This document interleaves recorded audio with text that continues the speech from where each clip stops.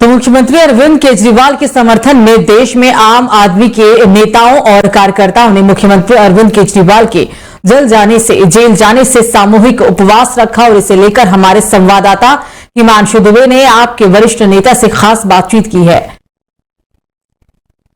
दिल्ली के मुख्यमंत्री अरविंद केजरीवाल के समर्थन में देश व दुनिया में आम आदमी पार्टी के लाखों कार्यकर्ताओं ने आज जो सामूहिक उपवास किया और दिल्ली के जंतर मंतर पर भी आज हजारों की संख्या में कार्यकर्ता पहुंचे और तमाम बड़े नेता ने भी पहुंचकर मुख्यमंत्री अरविंद केजरीवाल के समर्थन में सामूहिक उपवास रखा है। हमारे साथ बातचीत करने के लिए आम आदमी पार्टी के वरिष्ठ नेता जसमीन साजिया सर, जिस तरीके से आज आप लोगों ने एक बड़ा मैसेज देने की कोशिश करी और सामूहिक उपवास रखा है, किस तरीके से देखते हैं कि आपको कितना फायदा इसका पहुंच सकता है जनता तक?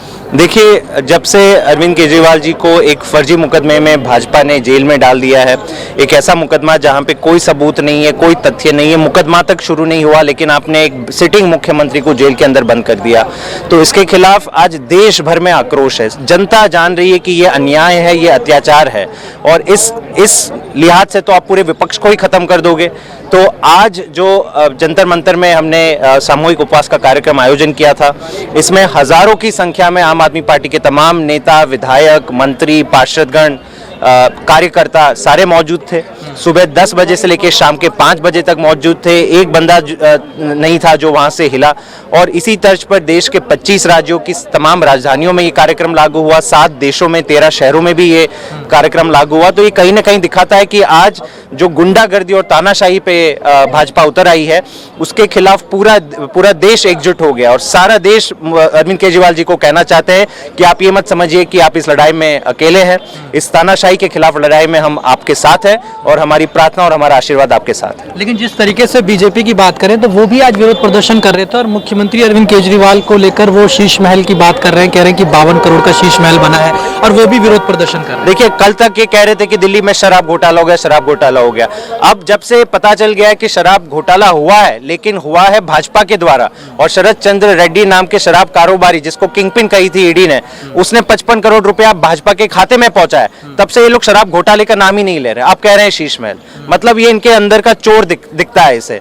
तो जब यहाँ पे हजारों और लाखों कार्यकर्ता जब आम आदमी पार्टी के आते हैं तो वो अपने 20-25 कार्यकर्ताओं के साथ नारे लगाना शुरू कर लेते हैं। भाजपा इस पे जवाब नहीं दे रही है कि शरद चंद्र रेड्डी के 55 करोड़ रुपए की काली कमाई, मनी लॉन्ड्रिंग का पैसा जो आपने अकाउंट में लिया है अपने खाते में, इसकी तो पूरी मनी ट्रेल है, तो उसकी सफाई आप क्यों नहीं दे रहे? वो नहीं बताएंगे लेकिन और कुछ इधर उधर की बात करेंगे। साफ दिख रहा है कि आज भाजपा बौखला गई है।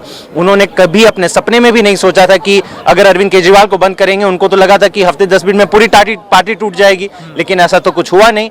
हजारों की संख्या में आज लोग आए, उपवास रखे, केवल एक प्रोटेस्ट रैली के लिए नहीं आए आधे घंटे के लिए, 6-6 घंटे, 7-7, 8-8 घंटे ये लोग यहाँ पे बैठे, सामूहिक उपवास रखा और कहीं ना कहीं ये संदेश देता है, संकेत देता है कि इस प्रकार का जो तानाशाही का माहौल है, इसके खिलाफ आज पूरा देश इकट्ठा हो गया, एकजुट हो गया। जी, आखिरी सवाल है, जिस तरीके से मुख्यमंत्री अरविंद केजरीवाल जेल में हैं, तो ऐसे में आप लोग जब चुनाव में अब उतरने वाले हैं तो कितनी बड़ी चुनौती आप मानते हैं कि बिना मुख्यमंत्री के आप लोग को अभी रैलियां करनी पड़ेंगी, जनता के बीच में जाना पड़ेगा, और क्या लगता है कि जनता क्या आप लोग पर भरोसा करेगी और लोकसभा चुनाव में इसका एक बेनिफिट आप लोग को पहुंचेगा? देखिए, ये वाला चुनाव अब तक के जितने भी चुनाव है उसके पूरे विपरीत है।